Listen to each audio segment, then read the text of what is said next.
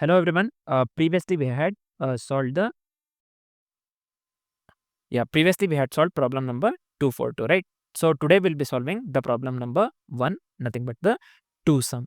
So what the question states, you can read the entire question. I'll just summarize the question for you so that it will be easier to understand, and also let's try to see the same thing with the examples as well. Initially, let's discuss the edge cases along with the code and the approach. Finally, we'll be discussing about this one, time complexity and the space complexity, right? So first, what the question states here, we are given an array of integers, nums. So we can clearly see here, we are given an integer array of integers, nums, and the integer target as well. So we have been given an integer nums as well as the integer target. So we need to find the two indices in the array such that the sum of the two corresponding elements are equal to the or is equal to the target. So here 9 they have given here target. So sum of 2 and 7 will be equivalent to 9, right? 7 plus 2 is nothing but the 9. So we have to find the two indices. Basically the index starts from the 0. So here 0 and 1, we need to get the output 0 and 1. That's what we have got here. So we have been given an array of integers, nums, and the integer target. We need to find the two indices in the array such that the sum of the two corresponding elements is equal to the target. So what are all the things that we need to keep in mind? Let's discuss about that first. So what are the key points mainly? So each input will have exactly one solution. That's what they have given here. They have clearly mentioned here the first point. Each input will have exactly one solution. That is, they have mentioned it properly. So in this case, it is 7, 2. So we are getting the output 0, 1. In this case, they have mentioned target 6. So here you can clearly see 4 and 2. 2 and 4, nothing but 6 here. Index starts from 0. So 1 and 2. That's what we have got here. Same thing you can check here. 3, 3, 6, 0 and 1 they have given. So each input will have exactly one solution, and the same element cannot be used twice. So the same element that they have said, the same element cannot be used twice. Also, we need to return the indices of two two numbers. So we need to return the indices of two numbers. That's what we are doing here, right, as the output. So this is the question. I hope the question is completely clear. So let's discuss what will be the approach. Then let's go with the edge cases one by one, and then let's write the code. So the approach that we'll be going here with is basically hash map. So we'll make use of the hash map to store the difference between target and each element as we iterate through the array. So why we'll be making use of the hash map? Because to store the difference between the target and each element as we iterate through the array. Basically, it allows us to find the required pair efficiently. That is the reason we'll be making use of the hash map, right? So you will understand this one while we write the code. First, what we'll do, we will consider all the edge cases. Let's see all the edge cases. Then let's try writing the code. Along with the code, I'll explain the code as well. Along with writing the code, I'll just explain the code as well. First, let's see all the edge cases. So let's discuss all the edge cases, right? So I'll just give here edge cases. This is fine. So what is the first edge case that we are dealing with here? So let's go with the smallest in.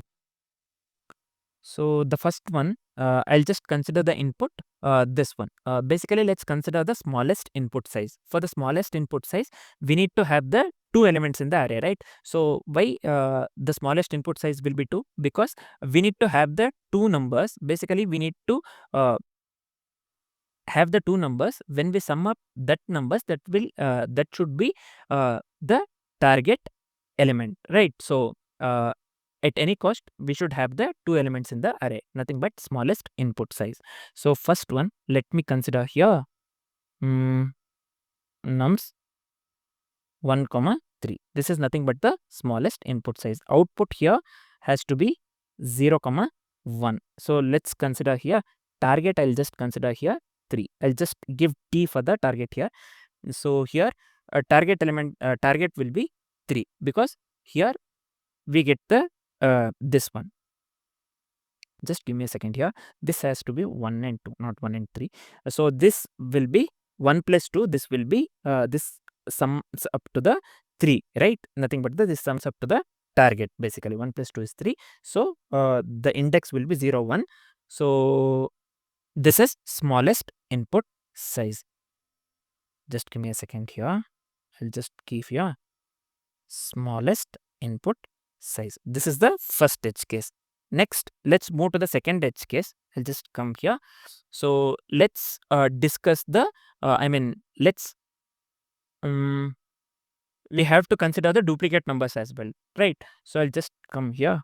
Let me give here nums equals duplicate numbers is nothing but 3 comma 3. I'll just consider. You can consider any number that sums up to the target, any duplicate numbers. So here the target will be basically 6. So the output will be 0 comma 1 here, right? So this is for the duplicate numbers. So yeah, this is the second edge case that we are considering, nothing but the duplicate numbers. You can clearly see here 3 plus 3 is 6. This sums up to the target number, nothing but 6. The index, the output is nothing but 0th, and the first index is summing up to the 6 right here. So we are displaying 0 1. The output will be 0 comma 1, nothing but the duplicate numbers. Next, let's move to the third edge case, nothing but negative numbers. We have to consider for the negative numbers as well, right? I just come here. This one, let me consider here nums array, negative number I have to consider, right? I'll just give here -3, 4, 3, and let me consider 90 here. So also let me consider the target, or I'll just give here t. In this case, I'll just give 0 here.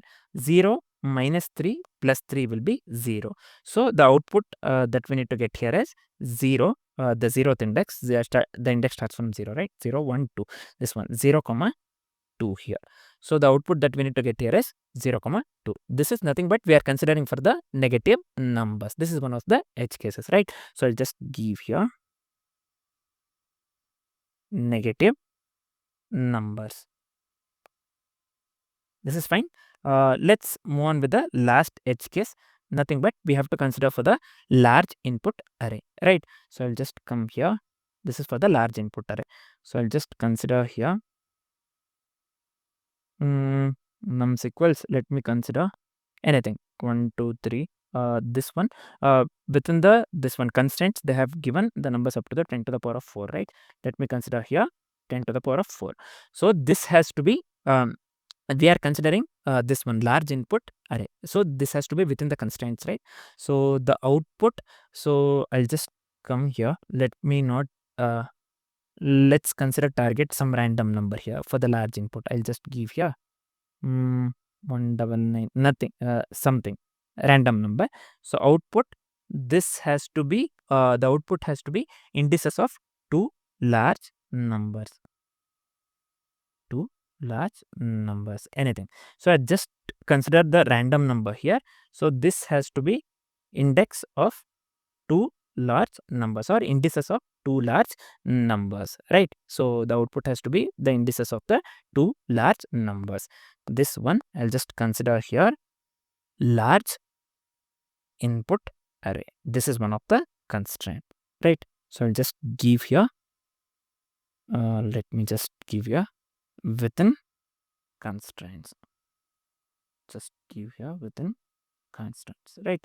So what are all the edge case that we saw here? I'll just come here. We discussed about the smallest input size. This is this was the first one, and the second one was basically duplicate numbers we saw, and the third one was for the negative numbers, and the final one was for the large input array that should be within the constraints, right? So these are the first these are the 4 edge cases that we need to keep in mind. Let's start writing the code. I'll just explain the code along with writing. So as I have said earlier, we'll be going with the hash map, right? So first what I'll do, I'll just come here. Let me initialize an empty map to store the numbers and their indices. So let's initialize the map just to store the numbers and their indices, right? So I'll just come here. Let me give here. Let me give new map. So this has to be capital M. This is fine. So the next step, let's move on with the iteration, right? I'll just give here I equals CO. Let me give here length of the nums.